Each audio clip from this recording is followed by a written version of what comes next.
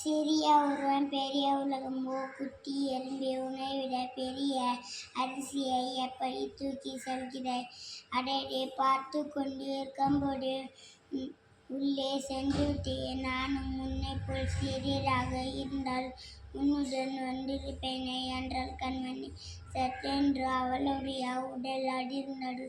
உருவம் சிறியதாகி விட்டது.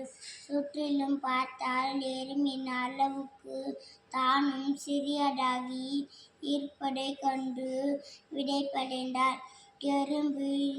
எறும்பு நுழைந்த புற்றுக்குள் இறங்க முயற்சி செய்தால் தடுமாறினாள். பொட்டென்று புற்றுக்குள் விழுந்தாள்.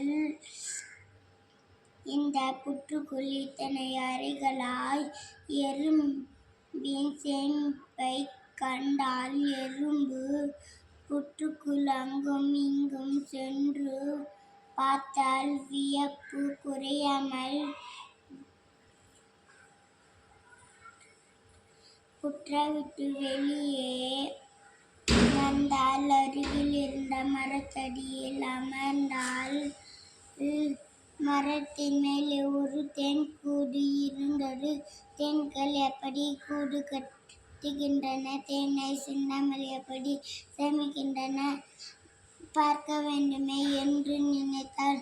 உடனே அவளுக்கு சிறகுகள் முளைத்தன.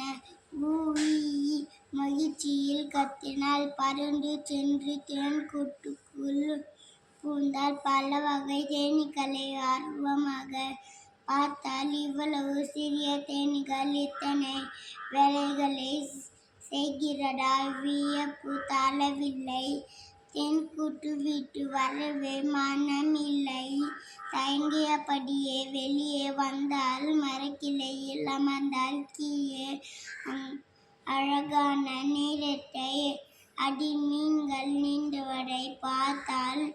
மீன்களைப் போல நீந்த வேண்டுமென்று ஆசை வந்தது. என் பெயர் தரணேஷ். நான் 2ஆம் வகுப்பு படிக்கின்றேன்.